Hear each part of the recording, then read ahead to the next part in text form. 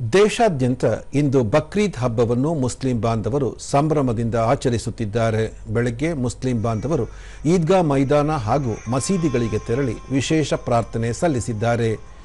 ಬೆಂಗಳೂರಿನ ಈದ್ಗಾ ಮೈದಾನದಲ್ಲಿ ಹಬ್ಬದ ಪ್ರಯುಕ್ತ ಸಚಿವ ಜಮೀರ್ ಅಹಮದ್ ವಿಶೇಷ ಪ್ರಾರ್ಥನೆ ಸಲ್ಲಿಸಿದರು. ಬಕ್ರೀದ್ ಹಬ್ಬದ ಹಿನ್ನೆಲೆಯಲ್ಲಿ ಮುಸ್ಲಿಂ ಬಾಂಧವರಿಗೆ ದೇಶದ ಗಣ್ಯರು ಶುಭಾಶಯಗಳನ್ನು ಕೋರಿದ್ದಾರೆ.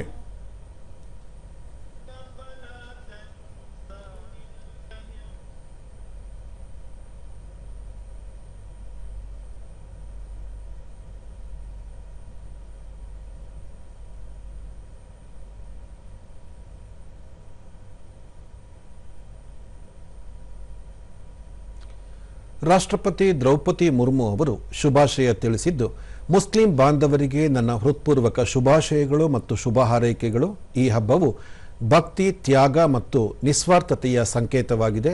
ಇದು ಮಾನವೀಯತೆಯ ಸೇವೆಗೆ, ವಿಶೇಷವಾಗಿ ದುರ್ಬಲರಿಗೆ ಸೇವೆ ಸಲ್ಲಿಸಲು ನಮಗೆ ಪ್ರೇರಣೆ ನೀಡುತ್ತದೆ. ಈ ಸಂದರ್ಭದಲ್ಲಿ ಸಮಾಜದಲ್ಲಿ ಪ್ರೀತಿ ಮತ್ತು ಸಾಮರಸ್ಯ ಉತ್ತೇಜಿಸುವ ನಮ್ಮ ಸಂಕಲ್ಪವನ್ನು ಬಲಪಡಿಸೋಣ ಎಂದಿದ್ದಾರೆ.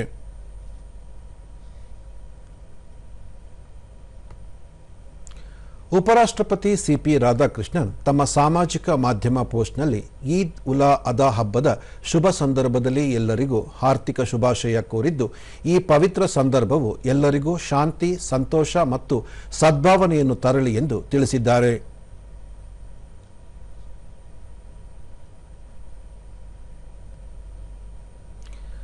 ಮುಸ್ಲಿಂ ಬಾಂಧವರಿಗೆ ಪ್ರಧಾನಿ ನರೇಂದ್ರ ಮೋದಿ ಈದ್ ಉಲ್ ಅಧಾ ಶುಭಾಶಯ ಕೋರಿದ್ದು, ಈ ಸಂದರ್ಭವು ನಮ್ಮ ಸಮಾಜದಲ್ಲಿ ಸಹೋದರತ್ವ ಮತ್ತು ಸಂತೋಷದ ಮನೋಭಾವವನ್ನು ಹೆಚ್ಚಿಸಲಿ, ಎಲ್ಲರ ಯಶಸ್ಸು ಮತ್ತು ಉತ್ತಮ ಆರೋಗ್ಯಕ್ಕಾಗಿ ಪ್ರಾರ್ಥಿಸುವುದಾಗಿ ತಿಳಿಸಿದ್ದಾರೆ.